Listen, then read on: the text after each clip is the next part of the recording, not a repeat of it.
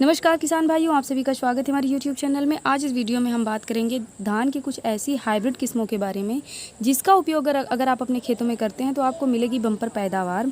सामान्य धान की तुलना में हाइब्रिड किस्म की धान जो होती हैं वो अधिक उपज देती हैं।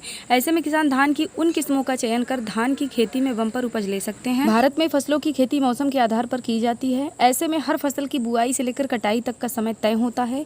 अभी की बात करें तो किसानों ने गेहूँ की कटाई का काम लगभग पूरा कर लिया है और धान की खेती की तैयारी शुरू करने वाले हैं।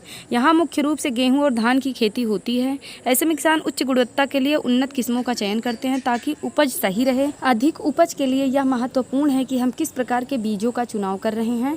समय के साथ उपज को बढ़ाने के लिए हमारे देश में कई प्रकार की संकर किस्मों को विकसित किया गया है, जिसकी मदद से किसान आसानी से अधिक उपज का लाभ उठा सकते हैं। तो आइए जानते हैं विस्तार पूर्वक इन हाइब्रिड किस्मों के बारे में।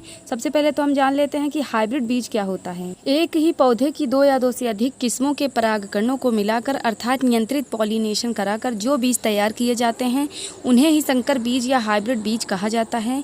बीजों को विकसित करने के दौरान एक किस्म के नर फूलों के पराग को लेकर दूसरे किस्म के मादा फूल पर ट्रांसफर किया जाता है।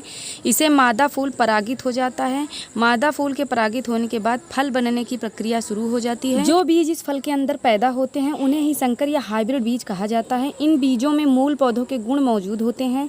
ये बीज मूल पौधे की तुलना में अधिक उपज देते हैं और इनकी रोग व कीटों से लड़ने की क्षमता भी अधिक होती है।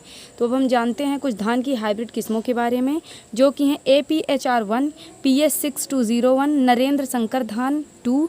धान की इन किस्मों को अधिक उपज और उच्च गुणवत्ता देने के लिए विकसित किया गया है। आइए जानते हैं इनकी खासियत। APHR1 धान की किस्म। APHR1 धान की एक उच्च उपज और रोग प्रतिरोधी किस्म है जिसे चावल अनुसंधान संस्थान द्वारा आंध्र प्रदेश द्वारा विकसित किया गया है। इस किस्म को चावल की दो अलग अलग मूल किस्मों को संकरण करके संकरण की प्रक्रिया के माध्यम से विकसित किया गया है। APHR1 किस्म अपनी उच्च उपज क्षमता के लिए जानी जाती है, जिसकी औसत उपज क्षमता 6 से 7 टन प्रति हेक्टेयर है। यह कई सामान्य बीमारियों के लिए भी प्रतिरोधी है। जो अब हम चलिए बात कर लेते हैं धान की दूसरी हाइब्रिड वैरायटी के बारे में, जो कि है PS6201। PS6201 भारत के लुधियाना में पंजाब कृषि विश्वविद्यालय द्वारा विकसित धान की एक उच्च उपज और रोग प्रतिरोधी किस्म है। इस किस्म को चावल की दो अलग अलग मूल किस्मों को संकरण करके संकरण की प्रक्रिया के माध्यम से विकसित किया गया था। PS6201 किस्म अपनी उच्च उपज क्षमता के लिए जानी जाती है, जिसकी औसत उपज लगभग 8 से 10 टन प्रति हेक्टेयर है। यह कई सामान्य बीमारियों के लिए भी प्रतिरोधी है जो चावल की फसलों को प्रभावित कर सकती हैं, जैसे कि bacterial leaf blight, leaf folder और ब्लास्ट।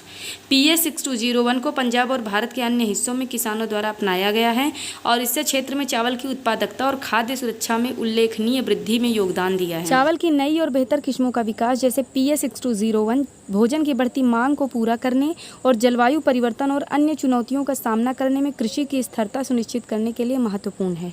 तो चलिए अब बात कर लेते हैं धान की थर्ड हाइब्रिड वैरायटी के बारे में, जो कि है नरेंद्र शंकर धान 2 यानी NSD2। भारत के उत्तर प्रदेश में नरेंद्र देव कृषि और औद्योगिक विश्वविद्यालय द्वारा विकसित धान की एक उच्च उपज और रोग प्रतिरोधी किस्म है। इस किस्म को चावल की दो अलग अलग मूल किस्मों को संकरण करके संकरण की प्रक्रिया के माध्यम से विकसित किया गया था। NSD2 किस्म अपनी उच्च उपज क्षमता के लिए जानी जाती है, जिसकी औसत उपज क्षमता 8 से 10 टन प्रति हेक्टेयर है। यह कई सामान्य बीमारियों के लिए भी प्रतिरोधी है जो चावल की फसलों को प्रभावित कर सकती हैं, जैसे कि ब्लास्ट, ब्राउन स्पॉट और बैक्टीरियल लीफ ब्लाइट। NSD2 को उत्तर प्रदेश और भारत के अन्य हिस्सों में किसानों द्वारा व्यापक रूप से अपनाया गया है और इसने क्षेत्र में चावल की उत्पादकता और खाद्य सुरक्षा में महत्वपूर्ण वृद्धि में योगदान दिया है। चावल की नई और बेहतर किस्मों का विकास, जैसे NSD2, भोजन की बढ़ती मांग को पूरा करने और जलवायु परिवर्तन और अन्य चुनौतियों के सामने कृषि की स्थिरता सुनिश्चित करने के लिए बहुत ही महत्वपूर्ण है। धान की खेती नर्सरी के द्वारा की जाती है, इसलिए बीजों का अच्छा होना बहुत ज़रूरी होता है। कई बार किसान महंगा बीज खाद तो लगाता है लेकिन सही उपज नहीं मिल पाती है, इसलिए बुआई से पहले बीज व खेत का उपचार कर लेना चाहिए। बीज महंगा होना ज़रूरी नहीं है, बल्कि विश्वसनीय और आपके क्षेत्र की जलवायु और मिट्टी के मुताबिक होना ज़रूरी है। किसान भाइयों, देश के अलग अलग राज्यों में धान की खेती होती है और हर जगह मौसम भी अलग अलग होता है। हर जगह के हिसाब से धान की किस्में विकसित की जाती हैं, इसलिए किसानों को अपने प्रदेश के हिसाब से विकसित किस्मों का ही चुनाव करके खेती करना चाहिए, जिससे वे बढ़िया उत्पादन और अच्छा लाभ कमा सकें। मई की शुरुआत में ही किसानों को खेती की तैयारी शुरू कर देनी चाहिए ताकि मानसून आते ही धान की रोपाई कर दें। किसानों को बीज शोधन के प्रति जागरूक होना चाहिए। बीज शोधन करके धान को कई तरह के रोगों से बचाया जा सकता है। किसानों को 1 हेक्टेयर धान की रोपाई के लिए बीज शोधन की प्रक्रिया में महज 25 से 30 रुपये खर्च करने होते हैं। अतः सभी किसानों को अच्छी तरह से बीज शोधित करके ही धान की नर्सरी डालनी चाहिए। अगर वीडियो आप लोगों को हेल्पफुल लगे तो लाइक करें, शेयर करें और हमारे चैनल को ज़रूर सब्सक्राइब करें। बहुत बहुत धन्यवाद।